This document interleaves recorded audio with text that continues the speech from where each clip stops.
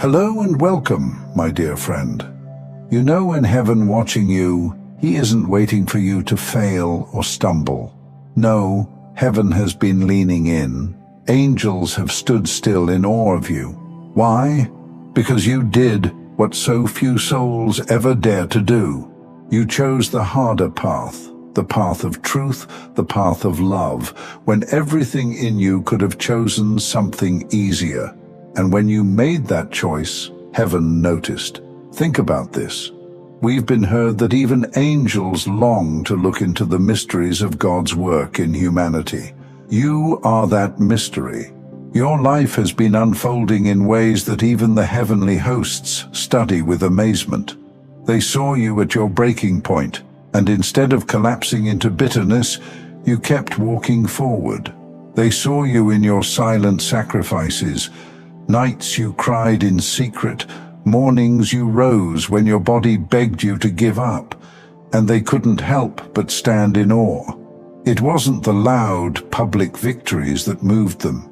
It was the private battles, the ones no one applauded, the ones you thought no one saw. But heaven did. The very moments you thought were wasted, those became the moments that made heaven stop and take notice. Let me put it this way. If your life were a symphony, there are certain notes only heaven can hear. Notes so subtle, so sacred, that no audience on earth would ever notice them. But the angels hear them clearly. And when they hear those notes, the sigh you gave instead of shouting back, the kindness you chose instead of vengeance, the faith you clung to in the dark, they are struck with awe. You see, anyone can sing when the stage lights are bright, but to keep your song alive in the midnight hours, that's rare. And that's why heaven was shocked by what you did. You didn't let pain harden you. You didn't let betrayal define you. You didn't let failure become your identity. You kept going, and in a world where so many give in to bitterness, your perseverance is radical. It sends ripples through eternity. This is why angels stood in awe of you, because you became the very sermon they've heard for centuries, but now lived out in flesh and blood. You became the living testimony of God's grace. You are what it looks like when someone chooses light, even when surrounded by darkness. And maybe you don't see yourself that way. Maybe you're still caught up in the ordinary details of life. The bills, the disappointments, the routines. But in the spirit, your ordinary moments have been extraordinary.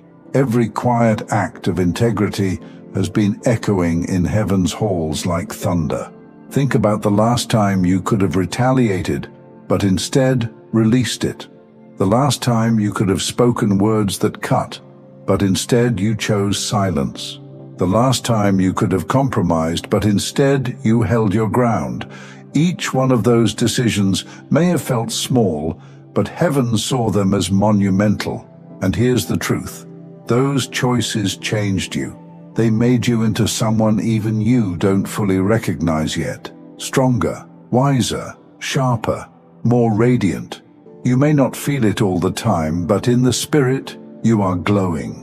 Your resilience has turned into a light so unmistakable that it unsettles even those who don't understand you. Heaven is not shocked because you're perfect.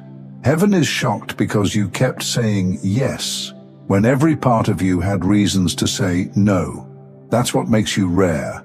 That's what makes you chosen. Angels are not easily impressed. They've seen wonders beyond imagination, light colliding with darkness, time bending to God's command. Yet still, they pause when they see you, because while they've seen miracles, they've also seen humanity break under the weight of despair.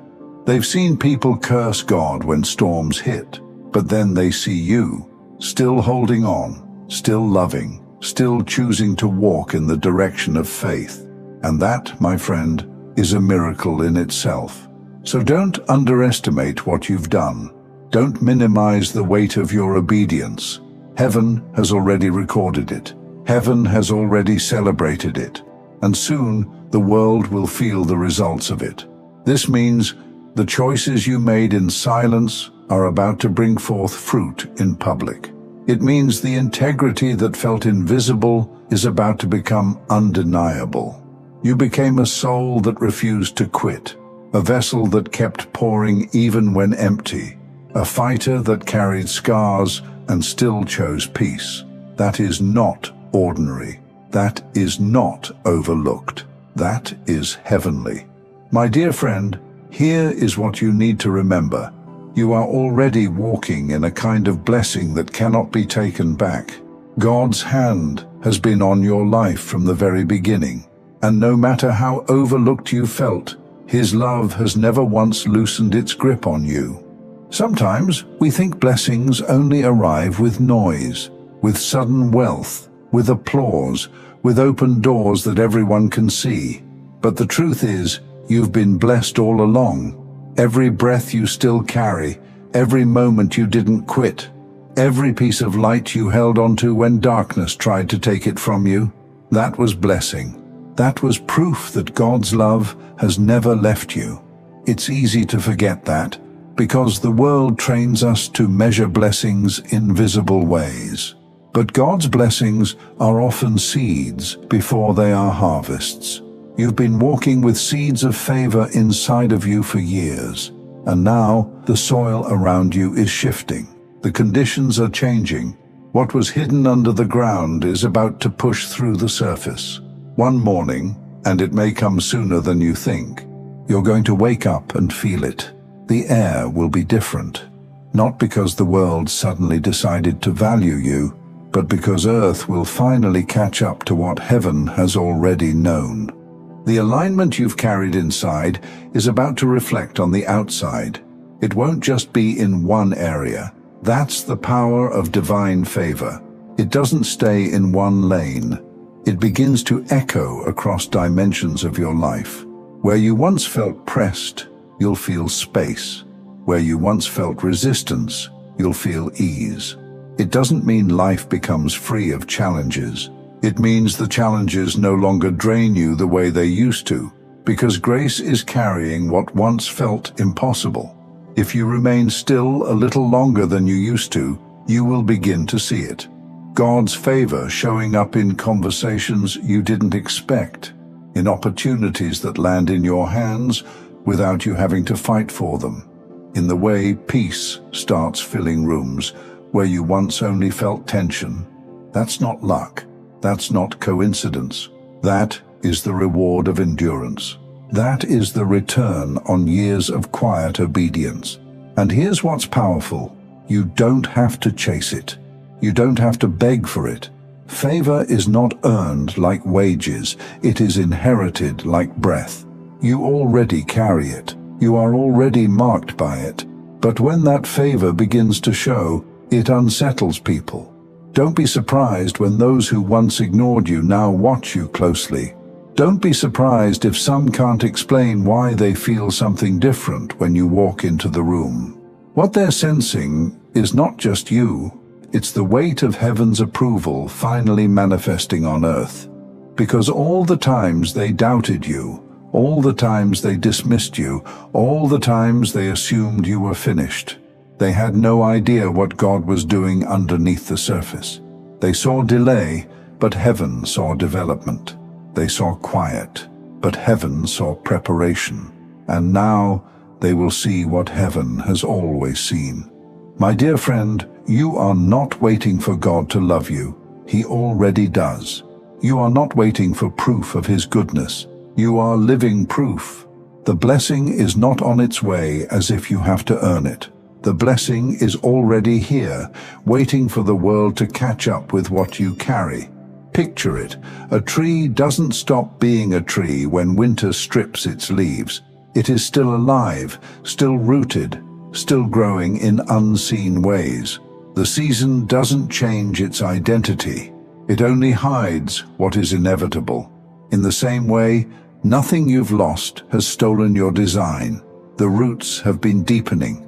The life inside you has been multiplying, and now the season is shifting, and fruit is inevitable.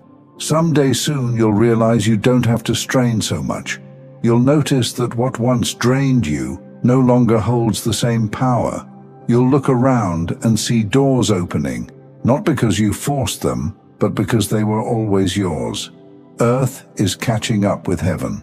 And when that moment comes, don't shrink from it. Don't second-guess it. Receive it with confidence. Because every tear, every prayer, every act of love that went unseen was a deposit in eternity. And eternity is not bankrupt. Heaven always pays back with interest.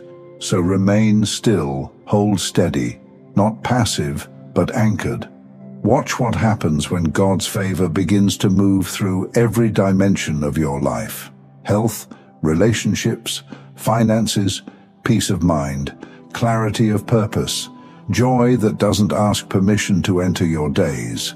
It all begins to align, not because you manipulated it, but because you endured until the soil was ready. And here is the final truth. When you step into this season, you will not just feel different, you will be different, because God's love has been shaping you the whole time. My dear friend, that time is closer than you think. One day soon you will wake up and everything around you will feel different, because it won't just be you holding faith quietly inside anymore. It will be the world catching up with what heaven has declared about you all along. And when that happens, it won't just be your breakthrough. It will be heaven's confirmation, echoing into every corner of your life. You were blessed all along. You were loved all along. You were never forgotten. And before we finish, I want to share something with you. As a musician, I've started a second channel, Simplified Serenity, with soaking worship instrumentals for prayer, stillness, and deep rest. If you felt peace here today, take it with you into your own quiet time with God.